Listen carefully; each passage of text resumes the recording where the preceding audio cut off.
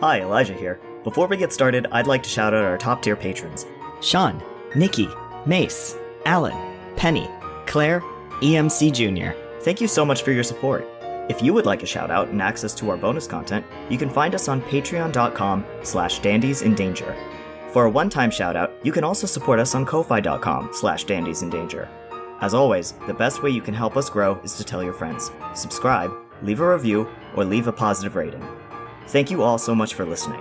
And now, on with the show.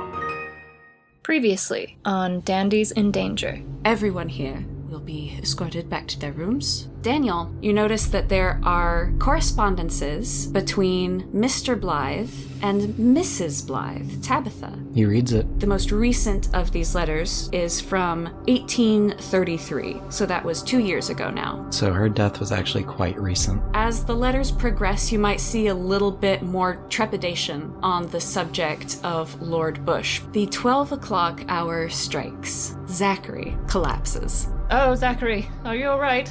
There's a lot of pressure. Alright, hang on. We're going to all get together and figure this out. You see a specter of a man. He keeps looking behind him as he runs down the hall. You see that he trips and falls, and it almost looks like he's being dragged backwards on the ground by whatever this unseen force is. This same specter repeats. Where's Dorothea? I want to go and get her. Daniel, you are the first one to see. As you descend the stairs and you're coming around the corner, what you see is yourselves. That scared the shit out of him. His eyes roll back, he sweats, and he falls. Liam, do you still have your feather? I do. Throw it down now. Dispel this. You hear the sound of shattering glass, and you see that the doppelgangers disappear. We approach the honey room. Dorothea, she's holding a small piece of jewelry in one hand. I did it! I've put a spell in this. Adrian and Zachery hear a clicking sound. Oh my god. The dogs. His boys. But we can't go out in the halls right now, so we will have to go into the shadows. Who is going with me to bring Mr. Keene? I should go. The second you step into the shadow with Liam in tow, you feel an upward draw to the second floor. You find yourself in a room you have not been in before, but you recognize it. You are in a long room that is shockingly bare, except for an imposing wardrobe at the far end of the room. You hear, from the wardrobe, Emily's voice. Hello? And she knocks. Is there someone there, please? I'm trapped.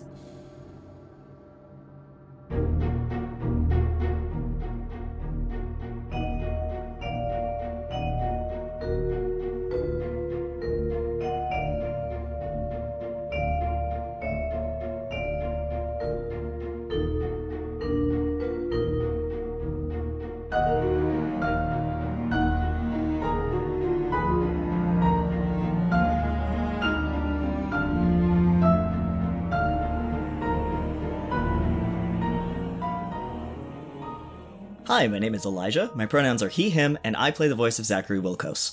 Hi, I'm Cass. My pronouns are she, her, and I voice Liam Bardsley.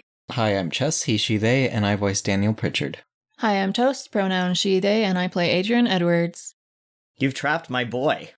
What is going on? I have. Are we going to talk about that, or are you going to cheekily go to a different scene first? I am going to cheekily go to a different scene. I hate you. Comfort washes over Daniel like a hot bath. You find yourself sitting near the central fireplace of your childhood home in Wales. Your father, Lloyd, lounges nearby, poring over a new book on the botanical sciences. He radiates a quiet contentment. Your mother, Smrita, rests on your opposite side, humming a familiar tune. You heard the song recently, and the recognition brings a kind of triumphant satisfaction. Of course!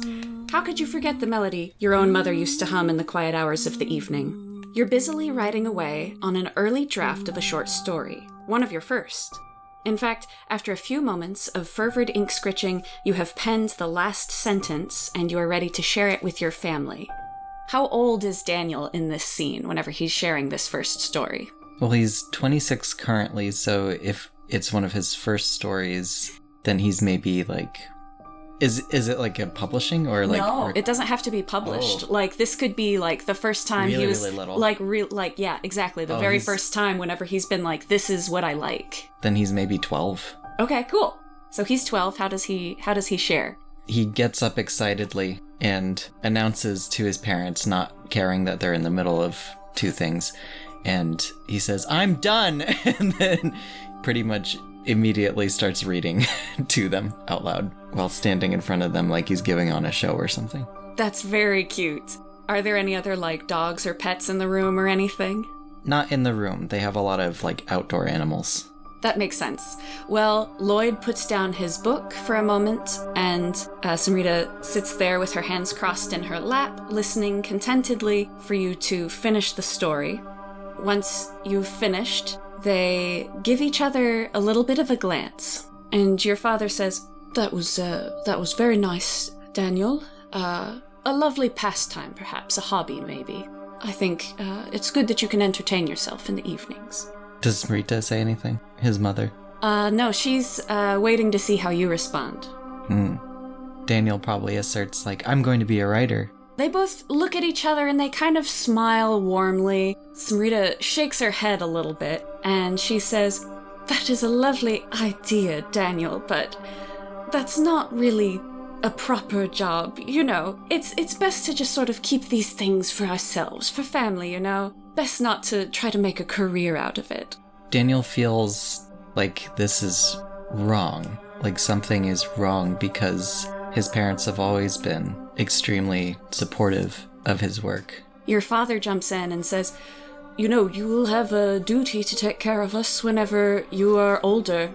Something like writing, it's a sort of unstable career. You might not be able to take care of us once we're older. It's the sort of the circle of things. We're taking care of you now in your childhood, and then whenever you're older, you'll have a steady job and you'll be able to take care of us.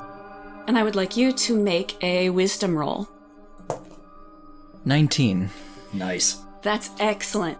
Daniel, this is wrong. Mm-hmm. This is not right. This is not how your parents responded. Tell us how did they respond in real life? They were always very supportive. They never really questioned his career choice. It's rather that Lloyd will sometimes be kind of quiet and nod and not say anything, and then Daniel has to fish for it and be like, "What did you think?" And he'd be like, "Oh, it's very good." And that's all he gives. And then Daniel is like, well, what about this part? Oh yes, I liked that. And so he has to pull teeth to get a reaction out of his father. With Smrita, she will heavily praise it, but then also heavily critique it. And she will tell him what she would have written, which Daniel doesn't give a shit about. It's not her story, it's Daniel's. So she can be a little pressing in that way. So I think in the beginning, Daniel, when he was 12, was very excited to share his work with his parents. As time went on, he still shares with them, but he kind of rolls his eyes about it a little bit because he knows what is coming and what to expect. But he is at a healthy point at this point in his life, in his career, where he takes them as suggestions, and he just knows his dad is like that. So I think in this dream sequence, what would really stand out to him, and maybe why he rolled a 19 on wisdom, is the word duty has come up again. I think that might have snapped him out of it. Mm-hmm. As you feel this sort of shift in your consciousness and you become aware that something is not quite right, the scene changes. The mood shifts to a more festive atmosphere. You're attending a concert with a beautiful young woman named Catherine. Can you describe her for us? She is a lovely brown-haired woman with brown eyes. She's a bit sheepish. She is a good friend of Daniel's, and she is the woman that he is engaged to marry. And it should work. He loves her, but he would eventually break off this engagement because he realized he was not in love with her. The scene that you've entered right now is one that you remember quite well. You are attending this concert together and the music plays happily in the background. Again, a very familiar tune. And she whispers to you behind her fan as the music plays. And this is not uncommon for the time. It's not bad concert etiquette. But she leans over to you conspiratorially and she says, "Did you see that sweet little boy we passed on our way into the hall? What a beautiful family." Daniel sweats. She registers your hesitation a little bit, and so she changes tacts. "I imagine you must have been a darling child." Well, depends on who you ask. He smiles. Oh, you're being silly. I bet you were an angel, or were you a little bit more rambunctious than that? Oh, I could be mischievous sometimes. You sit and you listen to the music for a while longer, and then she leans over about halfway through the concert and she says, "Did I tell you that my younger sister is being courted? The gentleman is very fine. She and I often speak about our dreams and plans of running our own household someday. Maybe you think it's silly, but I think it must be the most pleasant duty in life, if one loves one's partner. And I'd like you to make a wisdom roll." 14. Okay. With your moderate success, it kind of catches you off guard a little bit. You do think for a second that, yes, spending a lifetime with someone whom you love, that really must be life's most pleasant duty. And then it does eventually occur to you that you do know how this particular scene has played out, and you do know that your engagement to her was broken off, and that does hit you. You still have a grasp on the correct course of events that transpired. And the scene changes once again. You're back on the ship. To your left and right, men in uniform stand proudly ready for duty. The piper pipes and the captain delivers his inspirational speech. You're vaguely aware that the last time you stood here you felt stressed and confused. This time, however, your back is straight. Your resolve is pure like the brisk ocean breeze, and you feel confident about your place in the world, even more than you ever did as a writer. The captain depends on your service here. Your duty doesn't slip from your grasp depending on ambiguous inspiration and self-determination. Go ahead and give me one more wisdom roll. Oh no, that's a 7. Oh dear. We're gonna leave it there for now. Oh no, I'm stuck. I'm stuck in a dream until I can fucking figure things out. Oh boy. 7 is still a moderate success, but it's a very low-end moderate, so you might need a little help. Now we are returning to Zachery and Liam in the long room. You just heard Emily's voice coming from the wardrobe asking for help, asking to be let out.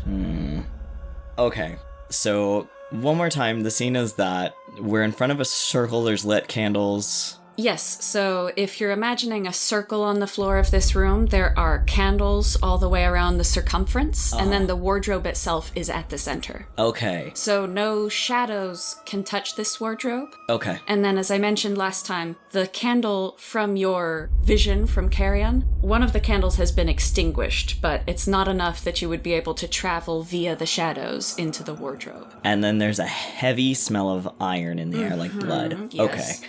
Can I do a arcane roll to see if I can, like, suss out any of the symbols in the circle? Yes, absolutely. Are there symbols or is it just Latin? It's Latin, but, you know. Oh, but can I read them? Anyway. 11. So, with your 11, you can tell that the Latin here has something to do with light. I will say you can sense a kind of warding magic. There's something, like, if you're just trying to pick up on the vibes more than trying to translate the Latin, I'm gonna say that you can sense a kind of warding energy happening here. Is the smell of blood poignant? Like, is it in a certain direction of the room, or does it just, like, waft around the room? It permeates. It permeates, okay. And it's also a very warm room as well. You can see that Liam is standing next to you. Oddly enough, he hasn't seemed to have registered the voice from the wardrobe, but he is standing there and he's like pulling on his cravat a little bit. You can see sweat pooling on his brow, and he swallows hard a couple of times as he's loosening his cravat in the hot room. Okay. Right now, Zachery is not inclined to open that wardrobe. If there's something keeping whatever is in the wardrobe in, and there's a heavy smell of blood in the air, he's very sure that whatever is in that wardrobe is most likely not the young girl. He does turn to Liam and he asks, "Did you hear that?" Liam furrows his brow. "No, I haven't heard anything. Just the candles flickering, I suppose." He nods. All right. "Did you hear something? I used my feather. Is there a ghost in the room with us? I can't see the ghosts anymore." Is it the wardrobe? I mean, that seems like a pretty dead giveaway that there's something wrong in this room. If all of the candles around a wardrobe in the center of this long room, that seems... Do you sense something from it? He nods, and his attention turns instead to, like, the walls. He's looking for a door. There is a door. Okay. The voice in the wardrobe becomes more panicked. "Please, I thought I heard you out. I can hear you talking. Please let me out. I need help. He's very torn, because it could be her. Because there's a weird sort of, like, memory that stays with him about her. When she was in her bed, she was like, oh, are you gonna kill him? Like, right? She asked, like, are you gonna kill... And he's like, kind of a weird thing for, like, a little girl to ask, but, like, you know, children are strange.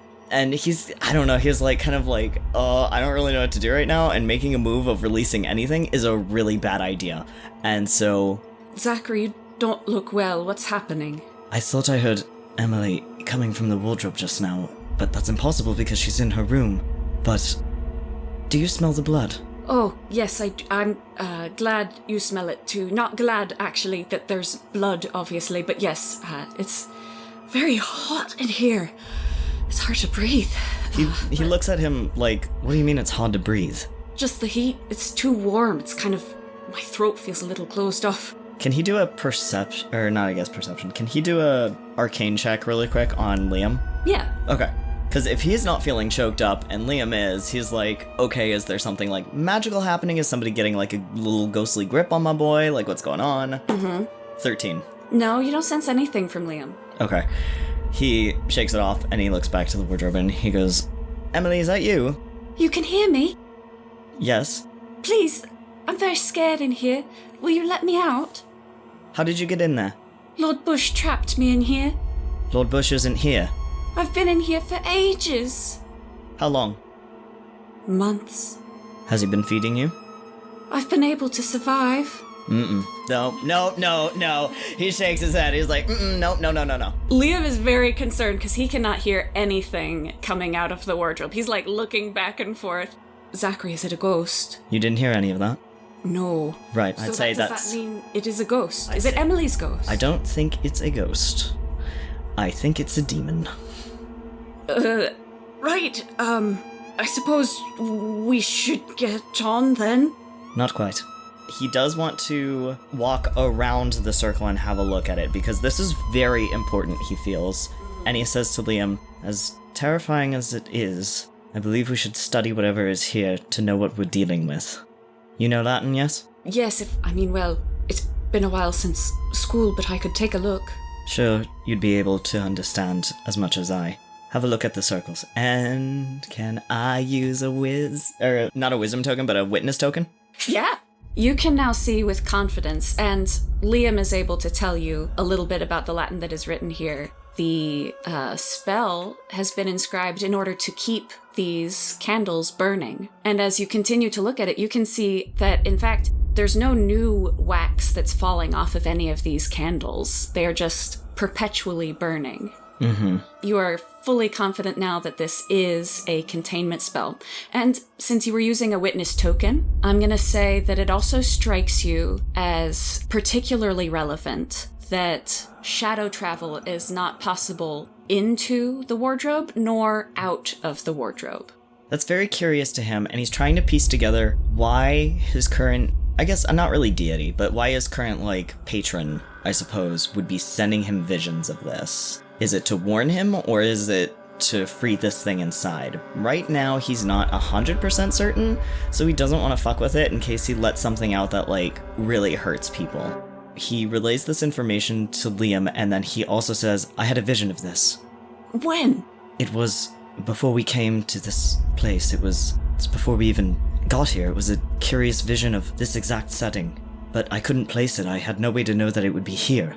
Then this was from Carrion? Yes. I don't know if I trust him, Zachery. I don't know what he intended. He just gave me the vision. He neither gave me instruction nor warning. So... Try speaking with it again.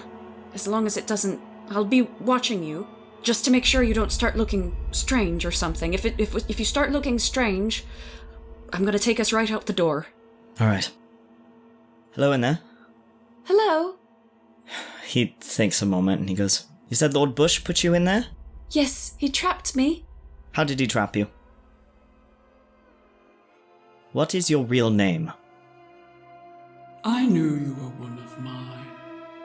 You wouldn't be so easy to fool as that. Well then, now that we've dropped the pretenses, to whom do I have the pleasure of speaking with? I won't give you my name, but you know me. How do I know you? I have slunk through the shadows of primordial forests. I'm the predator who must kill or face starvation. I'm the prey fleeing on a broken leg. I am the beast that bites off its foot to escape the trap. I'm the smiling numbness that prevents the hunters from finding me under their very noses. Are you Fear? The Night Serpent has sent you to grant me release from his realm. Possibly. Or he could be warning me about you. He did not say either way. I have tarried in the shadows for too long. I will travel between shadows, but I was never meant to spend this long here. You need not free me immediately. You could even come in and speak with me. I'm worried that might give you a physical form with which to exit the wardrobe. If I give you my word, I will not possess you. He thinks about it. Could I get a quick arcane sort of memory check on demons and their word? And because I know they don't operate like the Fae, but I think Zachery might know a little bit about it, but we'll see. Yeah, go for it. That's a 20? Unnatural. You have sensed through your very bones that she would be good on it. Okay. Then swear it and I shall visit you. I swear it. I hope that was the right thing to do. Anyway. Liam hears you say, swear it and I'll visit you, and his face goes pale, and he grabs your arm. Zachery, what are you doing? Okay. He says, just a moment, and he turns back to Liam, and he relays the conversation, and he ends with, demons are bound by their word. They are not creatures like us. They are bound by it as physically as we are bound to this earth. But this thing didn't even specify if she would hurt you. It said that it wouldn't even possess you. Turns back. You have to also swear that you're not going to hurt me. In any form. I will do you no physical harm, and I cannot speak to your emotions. Right. Turns back. She swore not to physically harm me. I can't let you go in there with a demon by yourself. Let me go with you. Are you insane? You can hold my hand and we'll go in there together. It's Liam. a small closet, but I'm sure we'll fit. I'll just hunch my shoulders over. Liam, you know less magic than I do. She never said she wouldn't harm or possess you. Well, you don't make any sense. You're so cautious. Why are you just going to waltz in there where there's a demon waiting for you? Because Carrion gave me the vision. I don't trust Carrion either.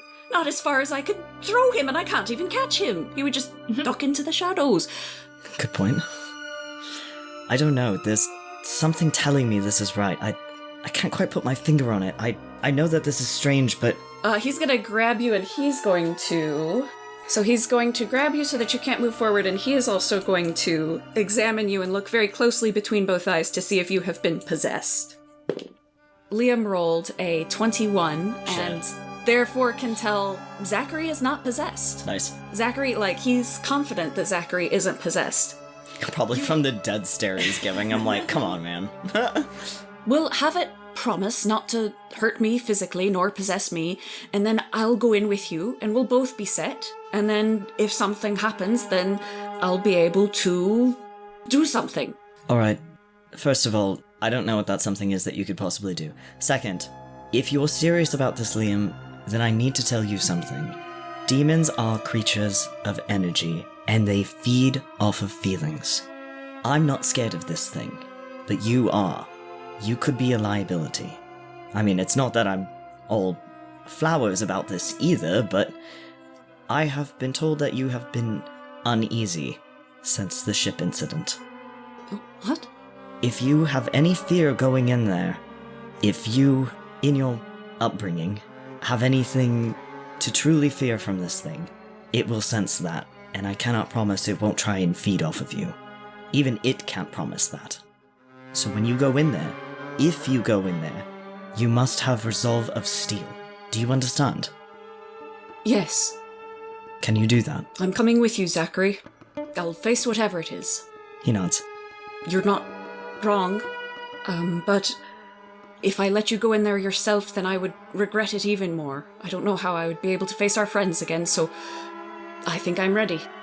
He looked... Wait, give me a wisdom roll. I'm gonna give you a wisdom roll. And we'll see if you can read this expression. 18. That's very good. Whenever you were telling him that he might be a liability and might not be able to protect you, he looked very wounded. But his face has gone blank now because he's doing his best to convince you that he is prepared to go in there with you. Let me tell you this before we go in. If it starts getting to be too much, I want you to hold on to something in your memory. Someone that you love or a memory that you cherish. And just hold on to that, alright? Keep your wits about you. He turns back and he asks the wardrobe to promise, etc., the same thing, all to Liam. The wardrobe agrees. He offers his hand to Liam. Liam takes it. You said there isn't enough shadow to go in from outside the circle into the wardrobe. Correct. Okay, so they will have to step over. Yeah, you can step over the candles to go into the wardrobe itself. He takes a cautious step over, and when nothing hopefully happens... Nope. He takes another step forward, and instead he puts his hand on, like, a crack on the wardrobe, maybe, like, where the door, like, opens or something like that, and then they... into the shadows. Excellent. Don't like how you said that. Okay. Let's cut back to Adrian and Dorothea tending over the still fainted Daniel. We're going to jump back more or less right to where we left them whenever Liam and Zachery left to go presumably find Mr. Keen and bring him back, but that is not going to be happening. Dorothea is holding Daniel's hand while he's unconscious, and she's kind of patting it a little bit. Adrian had gotten Daniel's cravat and he had wetted it down with some water from a basin. Mm-hmm. And he's gently placing it on Daniel's forehead. He's making sure his, collar is open so he's got a clear pathway. Daniel looks a little bit fitful in his sleep. I guess he'll check his pulse. He doesn't know a lot of what to do as a doctor, but he's going to check his pulse. It's a little irregular. Oh no. Adrian actually is going to pry open Daniel's little eyeballs and see if they're green. His eyeballs are not green. You can tell with your doctorly experience that this is just the vasovagal syncope at work. His eyeballs are kind of rolling around just a little bit as if he's dreaming. Adrian goes, ugh. But he does have a small sigh of relief to be like, okay, not green.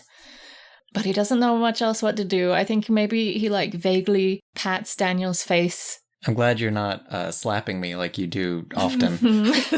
No. He figures Daniel's, his body is too sensitive for a full-on slap. He just sort of gently No, it's not. him. Slap me. He wakes up. I'm not a masochist. I just want to see if my body can take it. Adrian is doing that, and he sort of glances at Dorothea nervously because he's slightly still worried she's not herself. But when she sees you looking worried, she looks more worried. What is it? Is there something wrong with him? Well, he has a heart condition. Well, yes, you just look so concerned. We're in a very haunted house. That's mostly my concerns. Oh, yes. You are sure you're yourself, Miss Crispin? What do you mean? Well, I think we mentioned this a moment ago. It was a bit hurried, but we did encounter doubles of ourselves on the stairs on our way to find you, and I find myself rather on edge. Oh, well, for that matter, you could be a double. That's something a double might say.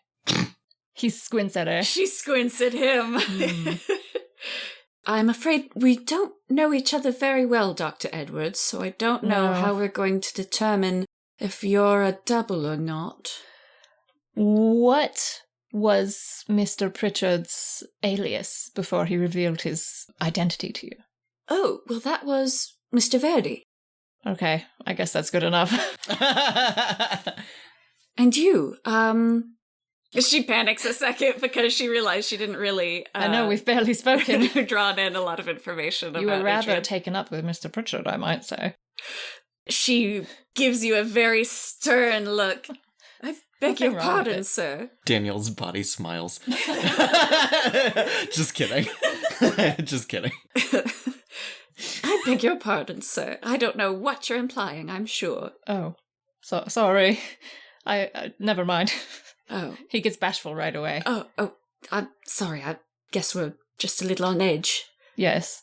Is she still holding, like, the jewelry she had put some magic into? Yes. He's going to change the subject and look at that and say, Did you really manage a spell in just this space of the evening? What, like it's hard? Yes, of course. Wow. It took a while. Like I said, it was a little bit hard to cover out the distractions. I suppose it's a little embarrassing, but... Did you hear me shout down the stairwell earlier? Yes, actually I did. You said something about evacuations? That almost broke my concentration, I might add. Sorry. Weird that she heard the evacuation and not Daniel knocking on the door, so I'm kind of... Good point. Doppelganger. Yeah, Adrian's gonna be like, well, hang on a moment. So you heard me shouting down the stairwell, but you didn't hear anyone knocking on your door earlier? Oh... Adrian gets up. He had been sitting on the bedside, but he gets up. She just looks a little bit confused. She said, I felt like I was rather far away. I thought that was maybe knocking somewhere else in the house. And she kind of like puts a hand up to her lip for a second. You see, I was very busy trying to concentrate on the spell. I already used a witness on her earlier, but can I use just a regular wisdom roll? Sure. Just see what's up. Because Adrian's getting nervous now. He's like, That sounds weird. Mm-hmm. I only got 13. You do know that as an artist, sometimes you go into a sort of a more focused state. Oh. Okay. So something where... focusing. Yeah, exactly. Something like that. But just the strange thing that's still there is that why she heard your voice. Well, I don't know what to do. That's okay. Are you going to just sort of sit there and wait for Liam and Zachery to return? I guess he'll look up towards the door, or even though they're not going to come in through the door, it would be shadows, but he looks to Dorothea and says, Do you think they've been rather a long time? I wouldn't know. I don't really understand how they're traveling by shadow, so I wouldn't really know how long it would take. That's fair. Is it a long time? Have they been gone too long? Well, I don't know. Usually Zachery can rather zip back and forth. It depends. If they've gotten to Mr. Keene, they might be having a lot of explaining to do. Oh, yes, right. And we know that Mr. Keene is going to be amenable to everything that we're telling him? Yes, he's a supernatural enthusiast, as far as I can tell. Gosh, am I the last person in London to get to know all of this? No, most everyone else in the house doesn't know about it. Well, that's comforting, at least. It's a lot to take in. Yes. But just thinking about the implications of this, my life might change a lot after this. Well, not if you're very careful. What do you mean by that? Just that, well... You can't start doing magic willy-nilly. I wouldn't do it willy-nilly. What is it that you do? Are you a magistrate of magic? I've opened a door. Like a door to the supernatural? Are you speaking metaphorically? No, I'm not sure. Quite literally. Are Are you making fun of me now? Because Mr. Keene was doing that earlier as well. They're gonna be fast friends. I just know it. All I'm saying, Miss Edwards, is that there's so much more now to life, and it's going to open doors. I'm not going to go around blackmailing families and everything that we've heard from Lord Bush. I'm not like that. I'm just concerned. We have had rather close calls with the church, first of all. People who would do much to snuff out magic, it seems. And I would only caution you just to be very careful. There are those who don't want the layperson to be using magic or opening doors for themselves. How would they know? They've got people. They've got very powerful people who go about checking these things, as far as I can tell. No one's ever come to my Well, you haven't house done before? magic before, have you? It is dangerous. It's magical, certainly, very wondrous, but it's very dangerous. There's people out there who want to be in charge of it. Are there teachers? Adrian furrows his brow. I suppose there might be. Good job, Adrian. I know. But you can't just stroll into this world. We've had a lot of trouble, I'll tell you. We have frequently almost died And I would not wish that for you. Well, Mr. Wilkos had similar sentiments. I imagine he did. I'll be cautious. Please, I don't doubt your ability to study this sort of thing. Are you sure you don't? Well, look. It seems like everyone has been very keen to doubt me, but I managed to inscribe a spell into this piece of jewelry in under an hour. Trust me, I do not doubt your ability. It took Daniel and I the better part of a day, and then we fell asleep at the end. There you go. Maybe you're only coming into so many close scrapes because you're not very good at it. Oh! Adrian stops and he's like, yeah. I think that's probably rather true, but I'm frightened for your safety, and it's not that I think you would do something terrible or something foolish. There are very powerful people at work who would snuff out your ambition and ingenuity, given the chance. Well, I do believe you. I suppose perhaps it is just like everyday world after all. A hierarchy, and someone on the top. Yes, as far as I can tell. I would ask, I don't know. I suppose if you were to look for a teacher, perhaps come to us first, not me. But maybe Mr. Wilkos could be a little more amenable. I know he's rather tetchy about this sort of thing at times.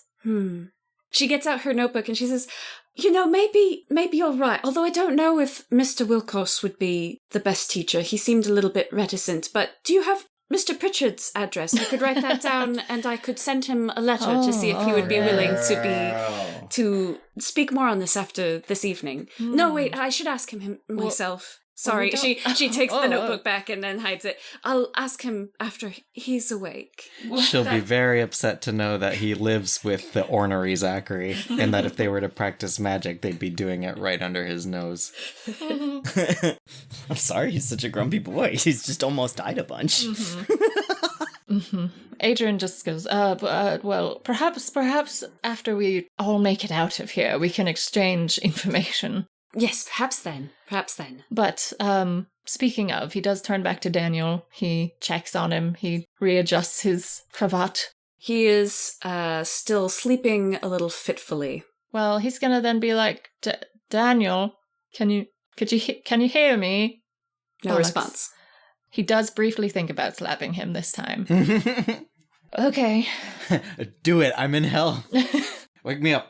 Adrian stands back up and he paces a little bit, and he says, I rather think they ought to be back by now. I'm just going to peek in the hallway. I'm just going to peek. I'm just going to have a little peek, and I'm going to have a look in the hallway. Perhaps Mr. Keen's light is on. And so he goes to the door. Didn't you say there was something out there? Yes. I'm going to very quietly and very, very carefully open the door just a jot. Do you think this could be why you always end up in precarious situations? Why is everyone mean to me? Fine, I won't open the door. I will listen at the door. Okay, go ahead and give me a wisdom roll. 15.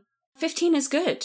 You hear nothing, except very faintly, since you still have a feather, you can still hear the screaming ghost that's up on the floor up above you, because that would be pretty much directly above you, honestly, from where you are now. So you can hear that through the floor/ceiling.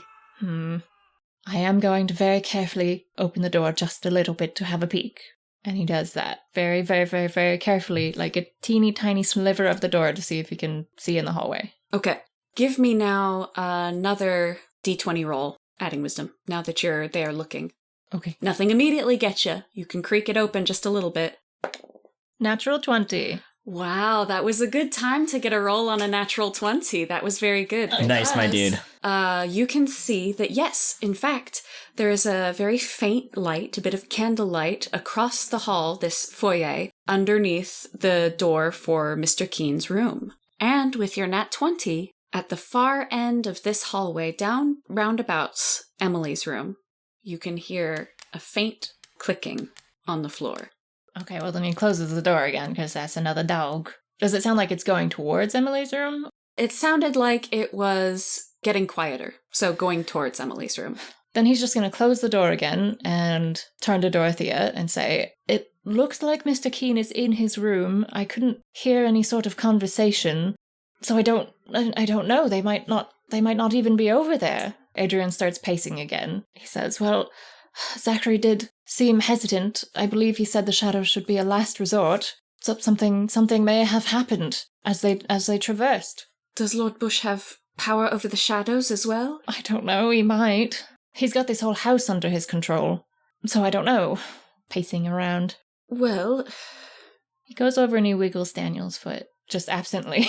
Glad I could be a stim toy for you. Yeah, just sort of shakes back and forth. Maybe in his dream he's tapping his foot at the concert. Adrian's jiggling Daniel's foot and he looks at it and he's like, he stops. And then he's still nervous, so he's kind of pacing around and he starts kind of tapping on the end of the bed. And he looks down at himself knocking and then he starts thinking and he paces some more. I don't know how he's going to explain this idea to Dorothea, but I will say to you, what Adrian would like to try to do is somehow contact Tabitha's ghost and see if perhaps he could communicate with her, because he has had a pretty strong record of ghosts entering his body and speaking to him. Oh my god. You want to get possessed. Let's yeah. All right, let's go. fucking go. All right, let's go. Dude! Hell yes, Adrian! Oh my god. Give me a wisdom roll. Give me a wisdom roll first. Is it a wisdom roll I could use my witness token for instead? I don't think that's how that works. Well, DM decides. Well, my 'Cause wife he's thinking about decides. it. Yeah. Okay. Are you choosing to use your witness token? For this roll? Mm-hmm. Yeah. Okay. Because I'll let it pass. I'll let it pass. With that token, I'm basically, since you are thinking about this, I'm going to use it as a witness token because you see a glimmer in Daniel's pocket as you are pacing. It is Tabitha's ring. And what you recall in the past is that you have needed a physical object to connect you with a spirit. So I'm not saying this will work, but I'm saying that you know, with this witness token, you know that you have a much better chance of being successful if you can connect to something with a great emotional impact, connecting to the departed spirit. Come on, boy. Okay, then he suddenly rushes over and starts rifling in Daniel's pockets. Mr. Edwards. I'm not sure how to explain this, but I'm going to try something. Just give me a moment and trust me. You also notice that there's some love letters in there that He rips them out. He's like, what the fuck? He throws them on the bed. Okay, you now have Tabitha's ring. Okay, he's gonna put it on, I don't know, like his pinky finger probably. Adrian's got slender little hands. You could Yeah. probably fit it on your ring finger, in fact. Okay, then he'll do that. I think he pulls it out. He says, aha, and then he says, excuse me, Miss Blythe. And he puts it onto probably on his right hand. Unless it would give me even better chance if I put it on my actual ring finger. It's up to you. Which finger are you putting it on? Okay, actually I'm going to put it on his wedding ring finger, on his Okay. left hand. Okay. And so you're just speaking to the ring? I guess so. He's going to put it on and sort of stand there. And actually he's going to go over to... He's going to go over to a wall and he's going to take the hand that has the ring on it and he's going to knock 4 times like he's heard. Yo. Oh, he's so clever right now. Okay. Give me an Arcana roll with advantage. Okay. Ooh, come on, boy. That one's not good. Only got a 7. Okay, that's okay. We fail up here, baby. At first, nothing happens. And Dorothea is standing still by Daniel looking at you in confusion. And it's just long enough for you to get the sensation that it hasn't worked. He sighs. He drops his shoulders. You hear a knock. Very far away. Okay, he knocks again. Another knock. And another knock.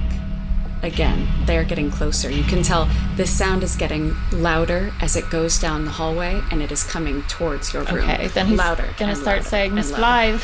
Blythe, I want to help you get your child back. The knocking reaches a fervor pitch of intensity right outside the door, and it is banging loudly over and over again.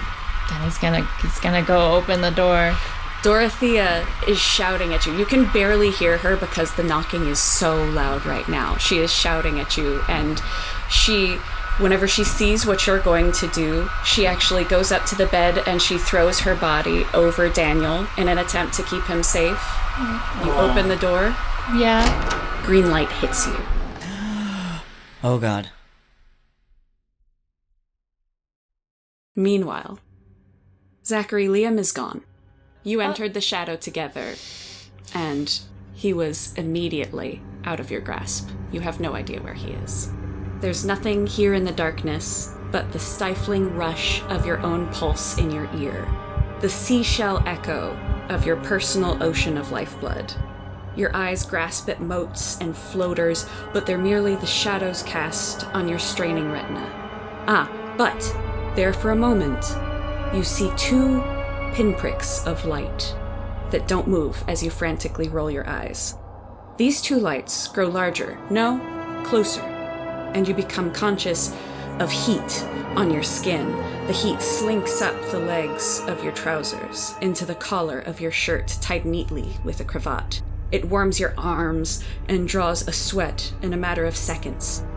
The two lights are closer now, and there's no doubt in your mind that these are eyes. But you can't imagine to what they belong, because it must be large. Your pulse is roaring now, making it hard to determine exactly when you started hearing another creature breathing in time with you. The scent of fresh blood suddenly hits the back of your throat, and the eyes grow brighter still. Either the space itself is vibrating, or you are. Your vision blurs. You can hear something dripping, thick and fast. And now, the creature's ragged breaths are transforming into a scream, a squeal. You hear it and smell its musk before you can see the full creature. The throaty cries of 100 boars approach you. The two orbs of light finally come close enough to illuminate the face towering a full story over you. The skin of the boar's head, and indeed its whole body, is fully translucent, giving you a glimpse of the muscles in its cheek, the fleshy circles surrounding its perfectly round eyes, bony skull, muscular neck and lips, nerves spidering across the face and into the ears. It glistens in the darkness. The tusks are gruesome in a way you've never seen before. One pair springs from the center of its nose and curls backward so far that they pierce the skull itself.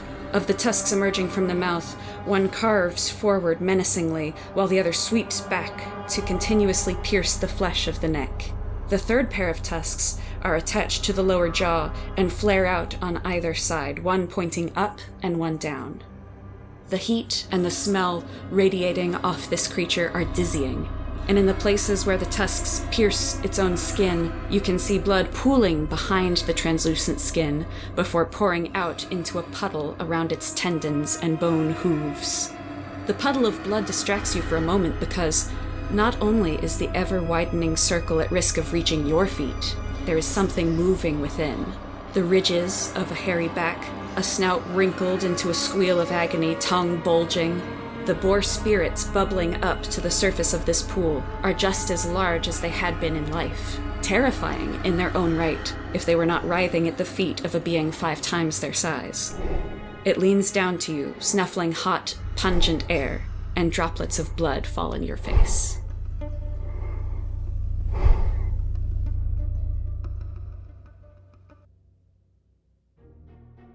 Liked what you heard? Let us know by using hashtag #DandiesInDanger over on our Twitter, Insta, Tumblr, and TikTok in the listed links below. We'd love to hear any and all comments, questions, and theories as to where the story might be headed. Want to support us and our lads' adventures more directly? Then please consider clicking on the link and becoming a patron today. For just $1, you can gain access to our longer, uncensored outtakes and blooper reels. For $5, you can have access to exclusive stickers, in-world letters written by and for the lads, poetry by Adrian and Daniel, and original music from the show composed and scored by Chess Albanese. Can't afford to support directly? No problem.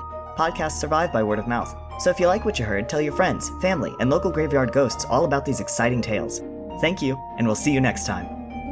Dandies in Danger is written and voiced by Elijah Bergateres as Zachery Wilkos, Cass as Liam Bardsley, Chess Albanese as Daniel Pritchard, and Toast as Adrian Edwards. It is edited by Toast. Original score and music composed by Chess Albanese. It is produced by Dandies team and made possible by listeners like you.